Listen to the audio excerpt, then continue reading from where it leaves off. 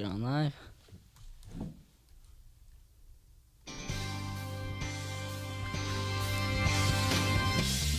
Welcome to Mornings with Matt, personal and professional development training that connects the art of acting with critical life skills and self-mastery.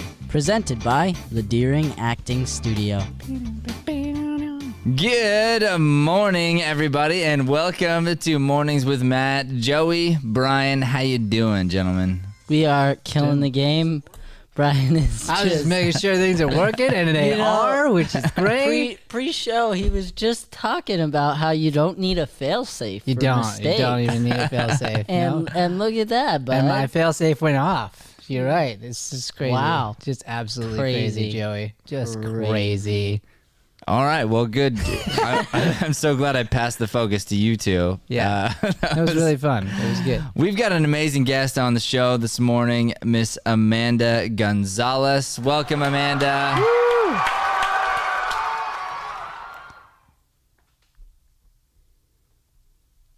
She's, we can't. well, I can't hear her. Hi. There She had herself muted. Wow. Let me try this again. We've got an amazing guest on the show today, Miss Amanda Gonzales. Hello, Amanda. I'm so excited. You look beautiful. You look energetic. What is going on with you?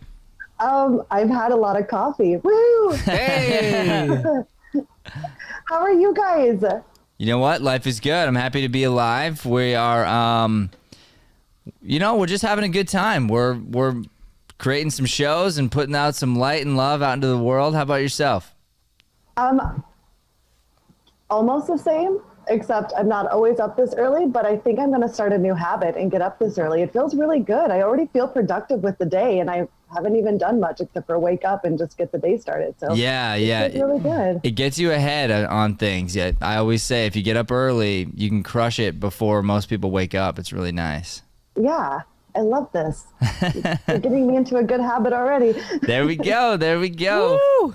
So let's talk about a little bit about your transition you had. You came to the studio and your life changed a little bit, yeah?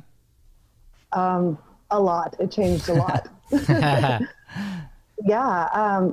When I came to the studio, I just was kind of in a really unhappy place with my choices as far as like career that I was doing. I kind of did this career thinking that it was what I was supposed to do, not necessarily what it felt like I was supposed to do. And then I just like quit my job and I had no backup plan. I just took this big leap of faith. And then I found a Dearing. And when I first walked in, I was so nervous. I was like, I'm going to throw up. Like, I was so nervous. Because I don't know, you just hear these like really weird stories of acting coaches and like they're scary and mean. And it was like the complete opposite when I met you guys. It just was like, Brian was the first one I saw, and he was like, hi, welcome. And I'm like, oh, hi. Like, and then Kylie came up to me and was so sweet and just like the biggest breath of fresh air, just like this vibrant young person, just so nice and welcoming and asking me questions like, how are you? Like, where, like, just really welcoming. And then like the first day I got to perform, which was also really different because I wasn't expecting that. And it was really scary, but it was really fun. And just like the feedback that I remember Brian gave was very like positive, and it made me feel comfortable being able to be vulnerable in a very, very new place with new people. So I was like, that's it, I'm hooked. And then that was that when I signed up. That's amazing. And you know, that's very much on purpose, the way that we situate things on the way in the door, and how Brian just is Brian, so we're very lucky to have him here because he's such a wonderful force. But the idea of throwing you right into a performance right away, that's a big part of our theory here. Because we believe if we let you sit around and think about it too long, you're gonna get scared, you know? We'd rather throw you in the water and teach you to swim from there. That's a good theory. It's a good way you guys do it. Well, and then with the way in, the joy in that, like we've all experienced, and we talk a lot about it. It's come up a bunch on the show. Like we've all experienced that fear of doing something new. And been the person, and I don't know if you were like this, but like sitting in the car, like ready, like, am I going to go in? Am I not going to go in? Like that anxiousness of like this whole new thing. And our whole goal is like the minute you come in, we want you to feel like family. We want you to feel like you belong right off the bat. Like you don't have to earn it. You don't have to like do anything specifically to try and be that way. Like we love you right where you're at, and let's get to work. Yeah, was immediately how I felt. Like, I think it was really scary for me to come in because I was doing a complete turnaround and going after a dream. And that's really scary because it's out of your like comfort zone. It's like, oh my gosh, I'm actually doing this. It's like exciting, but also really scary. And then that love you just feel right away. And then I remember when I first met Matt, I heard about Matt for so long, and it's his studio. And then I finally got to meet Matt, and I was like, oh, okay, I'm so nervous. This is his studio. Almost just really nervous. And then when I finally met you, it was the same thing. Like, you were so nice and so kind and so like, hi, and smiling and just really full of love too. And I'm like, why was I scared? I've already like been through this. Yeah, I think I might be nicer than people give me credit for. You are. I thought you were gonna say you're nicer than Brian, and then I was No, dude, no, I'm not gonna go there. So Amanda, you had this dream of, was it of acting? Is that what was like kind of burning inside of you? Yes. So I just always loved acting. Like, I did a few acting classes when I first started college, and I absolutely loved it. It was at a community college, so it just was these small classes, and I just literally felt alive. I felt just full of, energy, and it just was like this really exhilarating feeling, and I just absolutely loved it. And I don't really know what happened. I felt like throughout going to college, I fell into this like standard of what I should be doing, almost like society standards, like, oh, I need to go through and get an actual degree, which I don't regret getting because I learned so much getting my communications degree. And I kind of feel like that helped me hand in hand.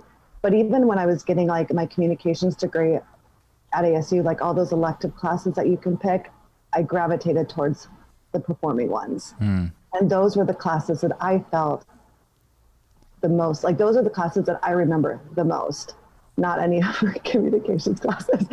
And, I realized like after I like graduated and then I got my job and was doing the 9 to 5, I just was so unhappy.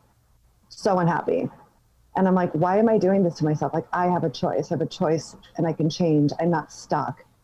And I just literally walked in. I took a 2 weeks vacation, thought about what I wanted to do, came back from vacation, walked into my job and said I quit. And I completely just took a big, big leap of faith. But I'm so glad I did, because then it led me to you guys, and it opened up so many other doors and avenues and helped me discover like parts of myself that I just, I guess, suppressed for so long. Yeah. So where are you working now? I'm currently unemployed. Oh, are you? COVID. yeah, COVID. Where were you? Where were you working before that? I was working at a restaurant. Okay. In Scottsdale, yeah. Did it's they called get Olive and Ivy. Oh yeah, they're great. Did that get shut down, or are they just sort of on a hiatus right now? They did close for a little bit, but they were always open for to go, and then they reopened. But just with the whole COVID thing, they laid off people and furloughed people and are bringing people back, and it's just kind of up in the air right now. Because sure, Amanda was definitely the best waitress ever had there. Oh yeah, right. I forgot about that. You did. I ran up to you like, hi. Yeah, that was quite cool to see you in your element. It was really fun. Yeah, I loved working there. It was such a fun place to work, and it just like serving, like acting has helped with serving.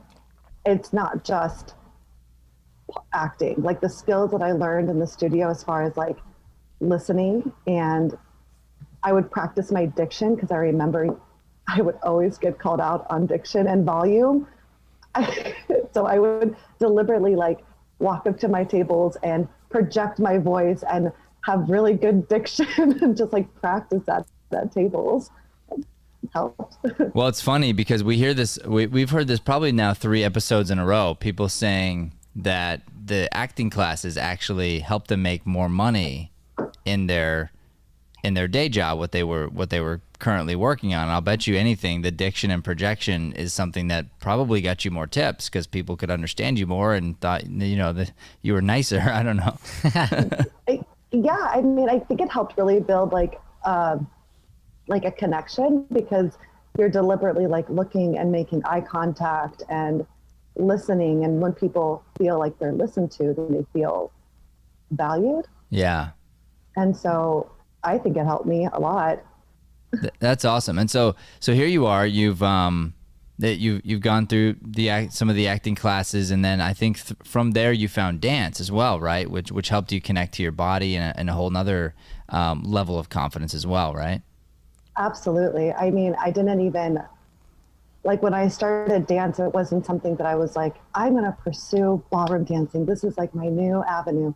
It really just, I was talking to my mom about just how I was feeling stiff. And I think we just got done with one of the performances at the studio. It wasn't a master class. It just was a performance that I was working on with Brianna. And I just remember feeling like second guessing myself and like I'm being so unsure about my movement and I just wasn't confident.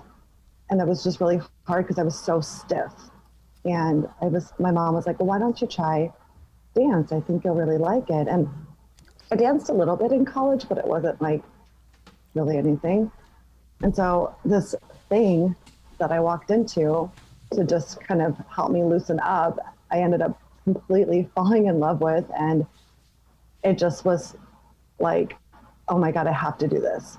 Like this door opened and I don't know how it's going to work, but I have to see where it takes me.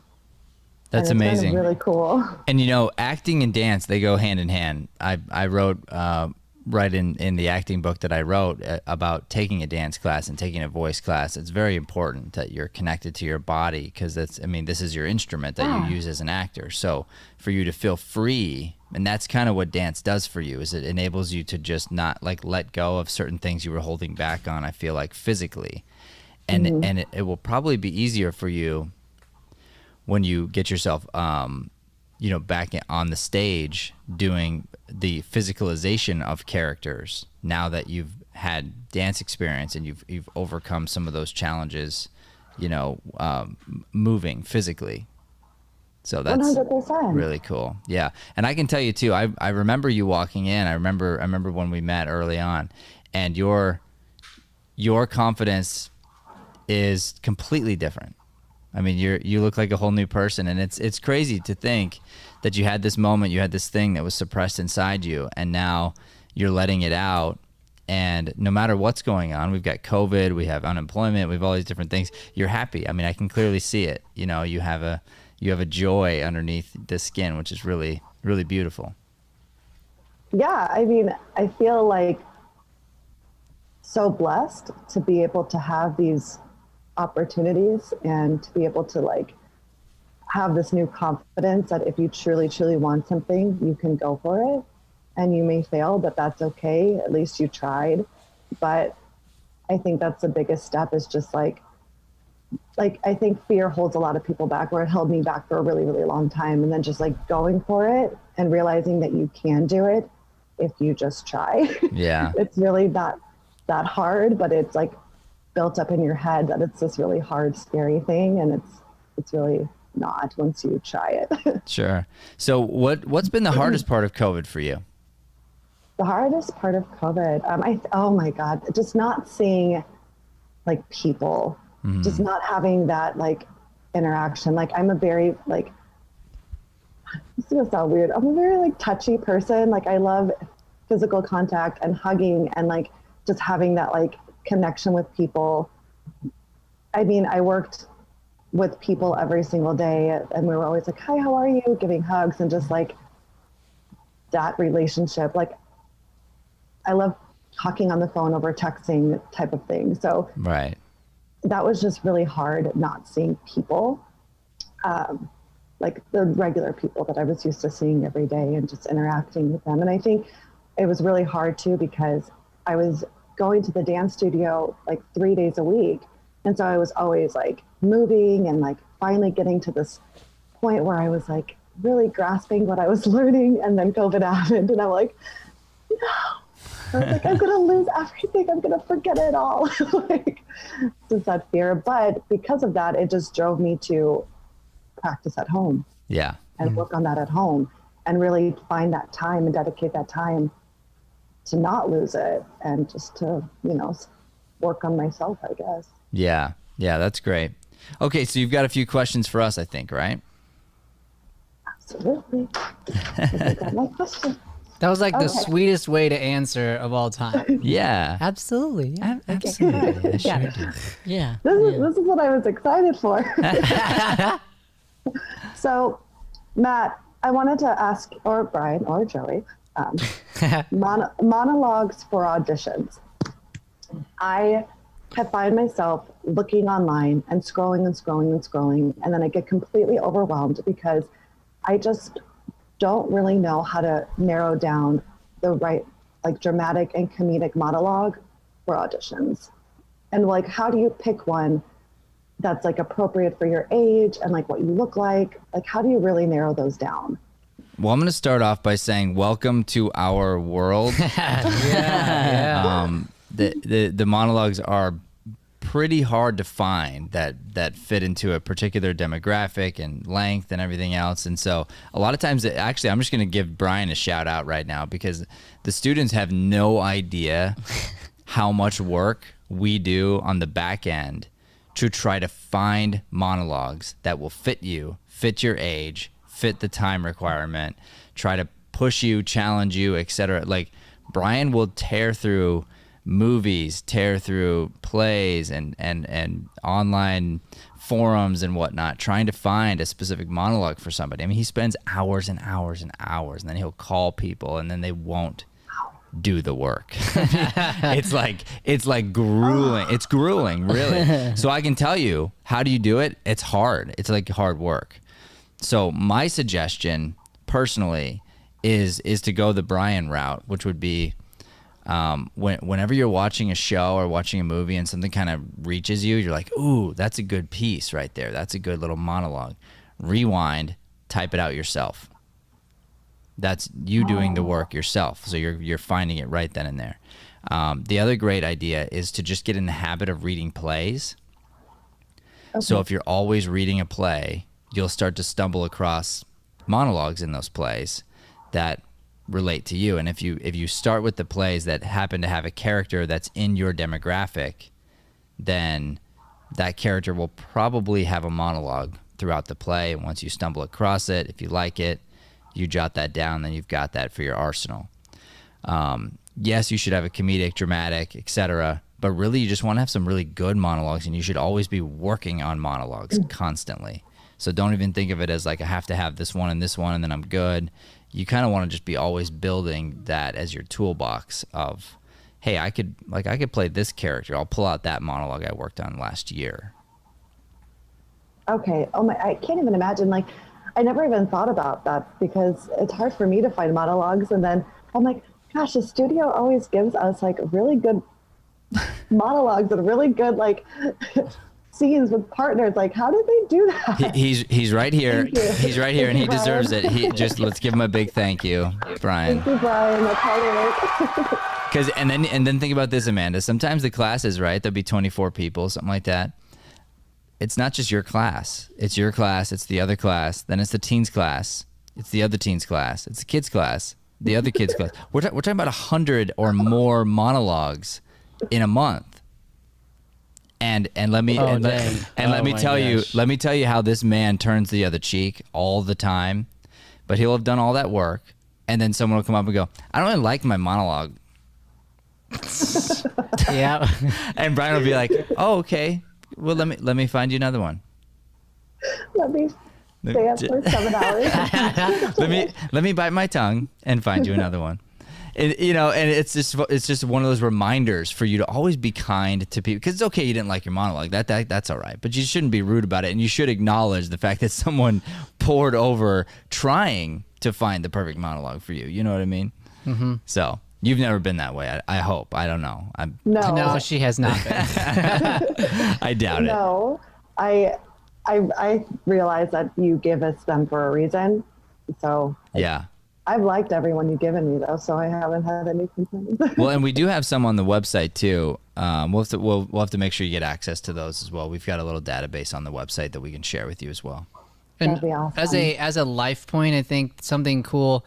It is hard every single time, but what's interesting is, and you talk about this in all areas of life, but the more you're doing something, whether it's continuing to find these or work these, the easier it becomes in that sense. Yeah. Like, it's still challenging, it's still difficult, but as you're working monologues and keep doing it, you establish almost like a collection of them, right? Yeah. And then every time you keep searching for more and searching for more, but you keep building this collection and getting better and better at even casting, at looking at this and going, oh, this is really good for someone in this demographic. I've seen it work here. It didn't work here. Like, it's testing. And like, the more you do that, even personally, you'll start to feel it out and feel out which ones work and don't work. And again, the more you do it, as Matt said, if you keep doing it, the better you become at it. Thank you, guys. That's awesome. Okay, my next question is, when it comes to like cast type, how do you start? Okay, so obviously you change like who I like physically, how you look, and I sometimes find it really hard to like try to narrow down my cast type in a sense, because I'm older, but I don't necessarily look old and I don't look young, and sometimes I feel like I'm stuck in this, like I'm just stuck. How do you discover your cast type? Do you want to share your age on the air? Oh yeah, I'm 34. 34. Okay. So what is the typical 34? So here's what you need to do. You have to put yourself in a range. Okay. So 34, that's nearing 35. 30 It is right there. Good ad there, 30, Matt. 35, Good ad. 35 for some reason sounds older than 34 for whatever reason. So I would say I agree with you. I don't see you on the higher end of this. So what would you say is your age range? I would say it's like 27 to 35. Okay. So then if we even put it in like, yeah, 27 to 32, that's like a 5-year range right there. Okay. What are the typical, what's the typical life for a 25 to, or a 27 to 32-year-old?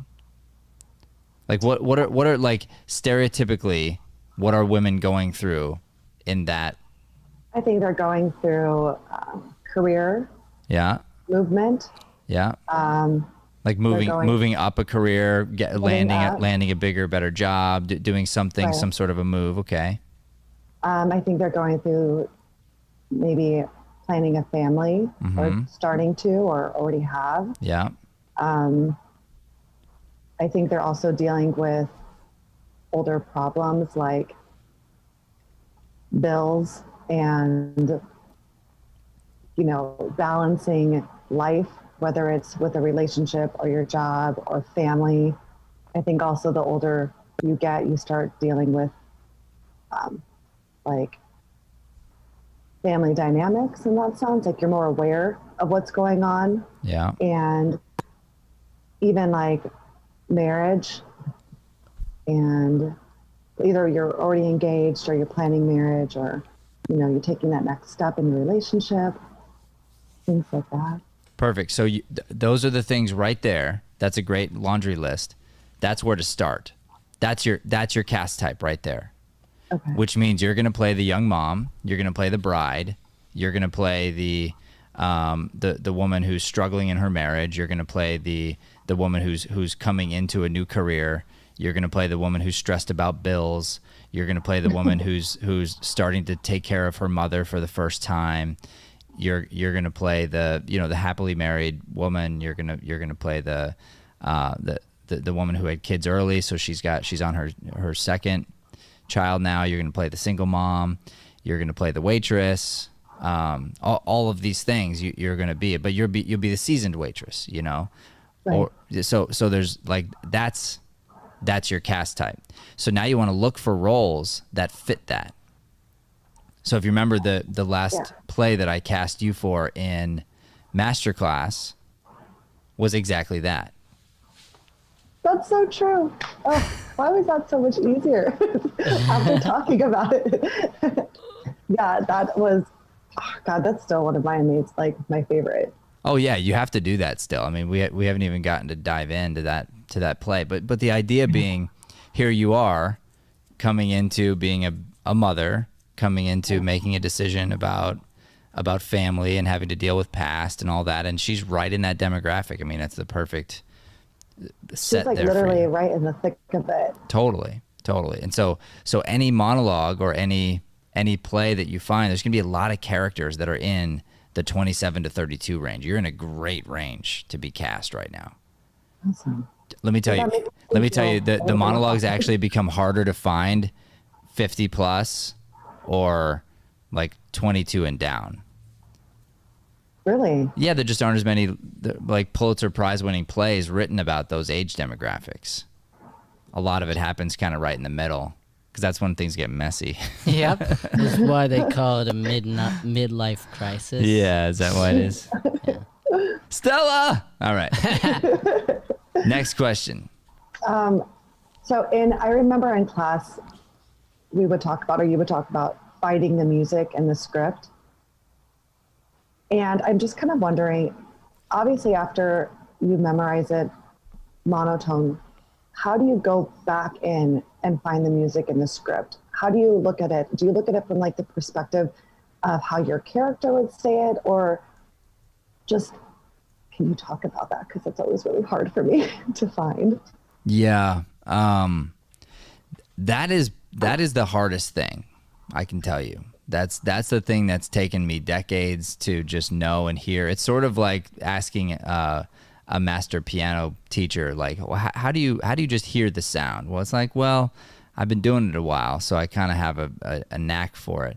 But the main thing is you're looking at the lines and you're going, what's the truth behind it? What is the playwright really trying to say through this character?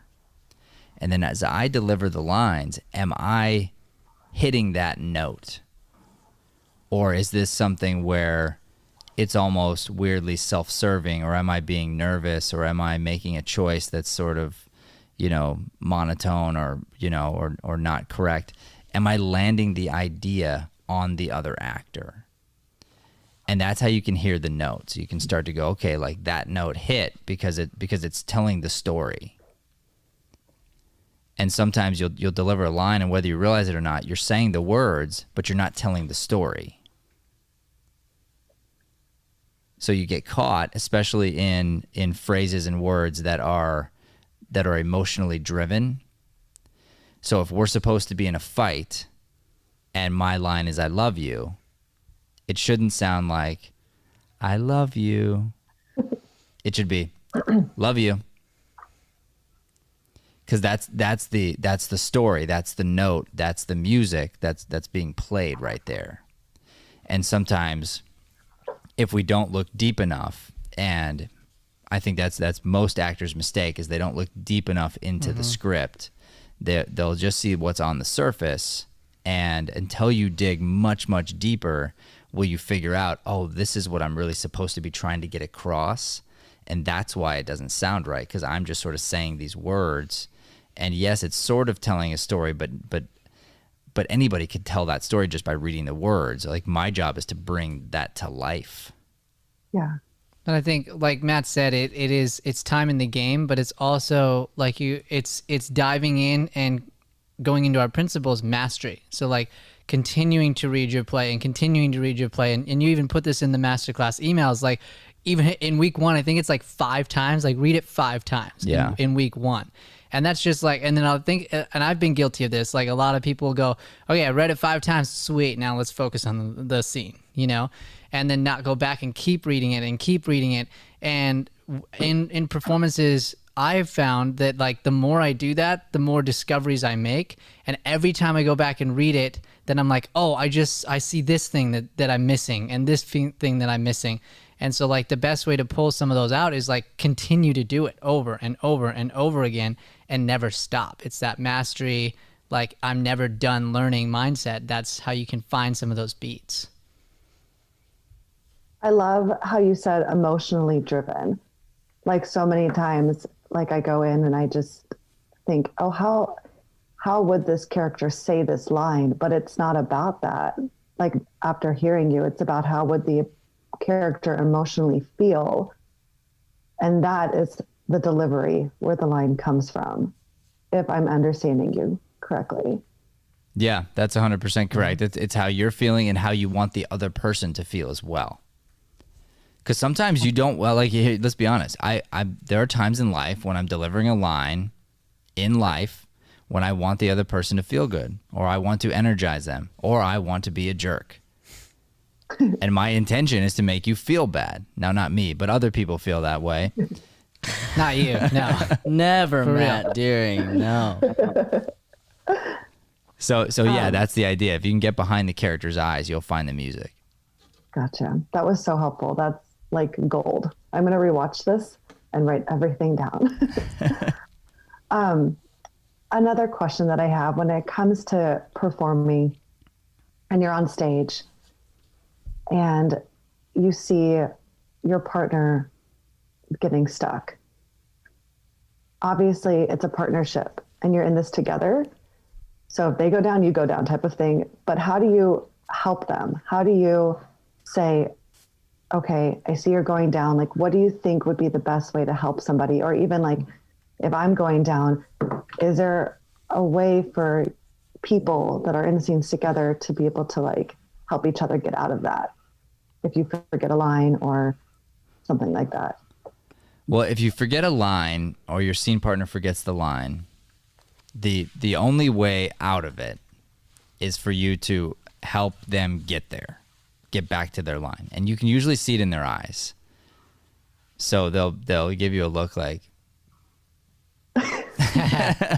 and they're like, I'm blanking. So then you might just improvise something. And should you ever improvise away from the script? No, except for in this case. Because this is the deal where you're going to break all the rules. You're going to do what you shouldn't do, which is you shouldn't go off the script. You should say it word for word. But in this case, why are you doing it? Well, to save the piece, to save my scene partner. I'm doing it. The why is correct. You'll do that. You'll get them back on track, and you'll be fine. The other thing is, it depends on the performance. Like if it's improv, and really I guess for script too. But if my scene partner's going down, the thing I've tried to train myself to do is go down with them. So if you're going down, I'm going to jump. What does that mean? Like I'm going to jump in the ship with you. Oh, okay. So you're nervous, you're whatever. I'm going to go right into where you are, and I'm going to take accountability for your nerves. Your nerves are my fault, and I'm going to do something about it. I'm going to jolt it somehow, and usually that does pull us out of it, actually.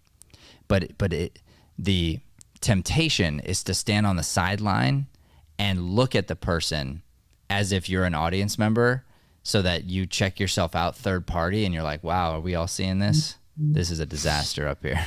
Instead of realizing that you're a part of the disaster. Mm-hmm. And I've seen that so many times that it's just a selfish perspective to have.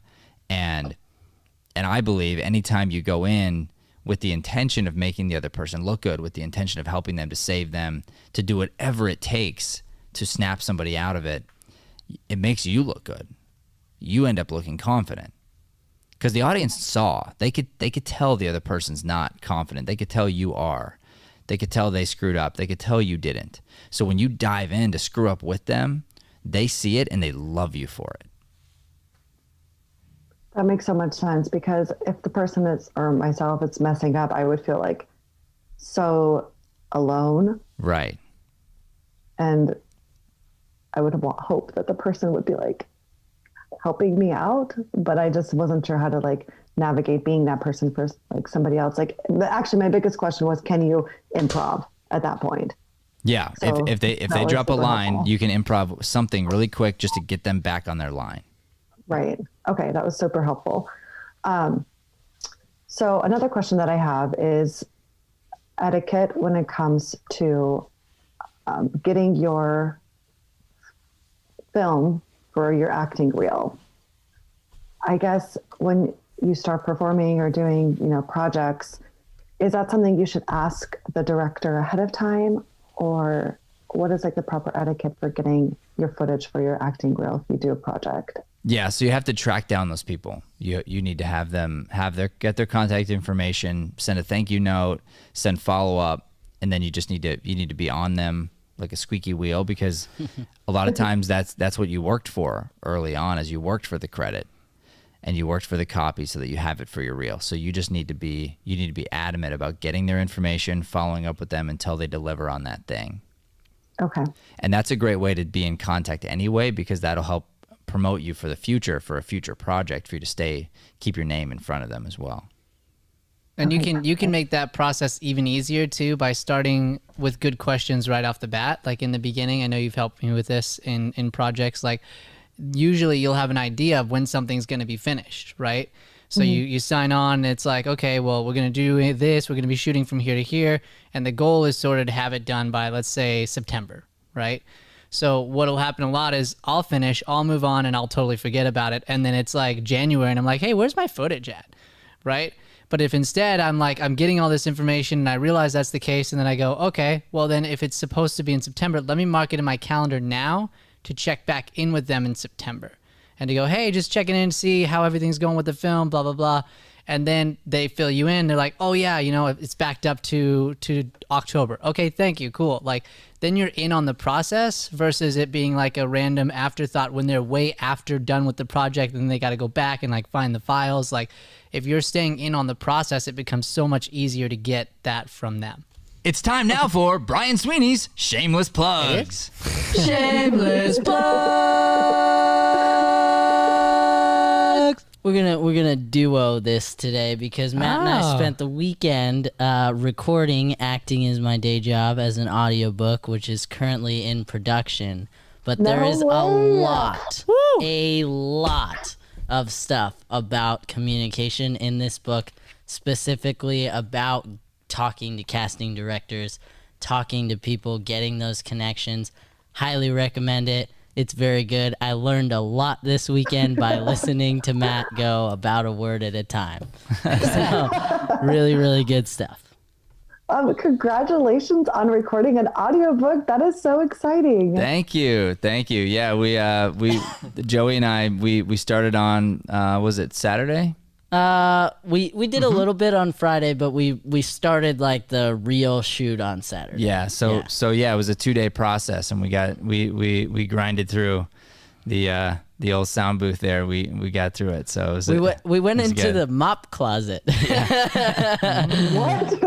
Wait, the one at like the back of the studio? Yeah. There's all these requirements for audiobooks. You have to have like a certain like room tone and all these different things. So we did what we had to do.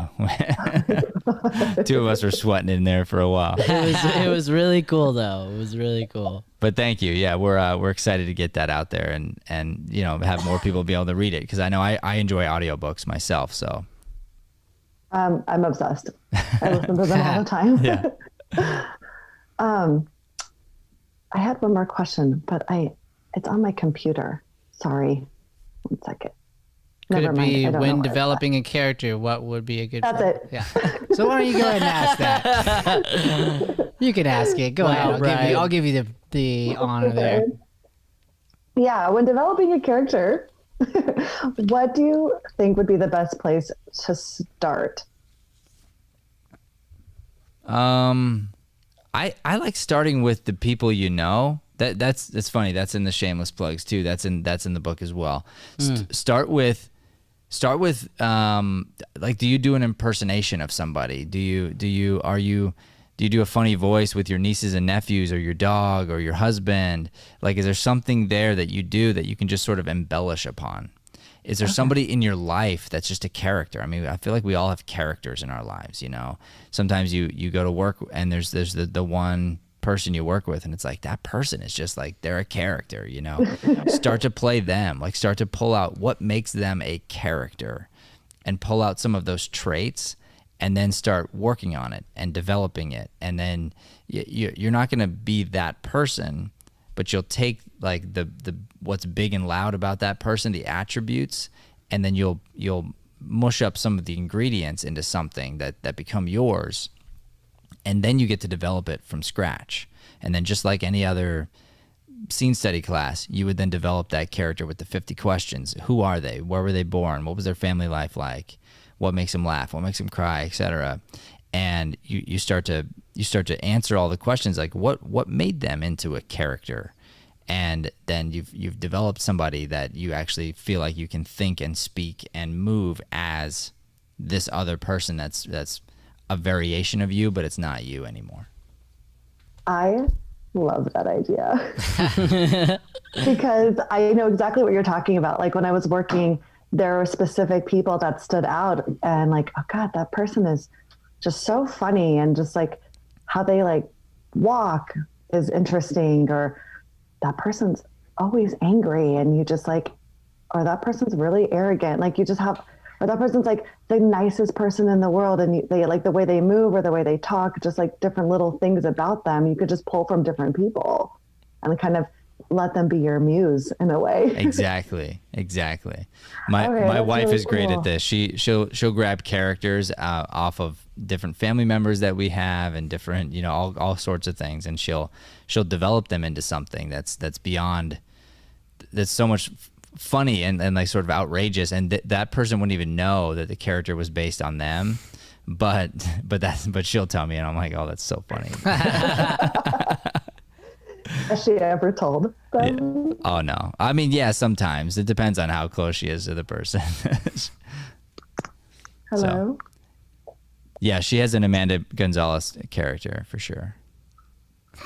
She didn't hear me. You there? I'm so sorry, the screen froze. That's okay. Can you hear us? Hello. Oh, I can hear you now. Okay, great. Well, you know what, Amanda, Okay, we were at the tail end of our show anyway. So yeah, I was just saying that yes, my wife does have a character of you for sure. Hello. This is getting real awkward. When the jokes don't hit, it's just the It's worst. hurtful. Yeah, It's hurtful. yeah. All right. Amanda, thanks so much for being on the show today. It was amazing having you. It's okay. I didn't hear you. Yes. All right. Thank you so much for watching. This has been the Mornings with Matt show. Please do not forget to like, subscribe to this channel, and share with your family and friends. Thank you so much, and God bless. Thank you, Matt. Thank you, everybody. Have a really good day. You too. Woo! Thanks for listening to Mornings with Matt. Please like, subscribe, and follow us at Dearing Acting Studio to keep up with the latest content. For more information on classes, private lessons, or professional development coaching, visit www.dearingstudio.com. Have a Dearing day, everyone.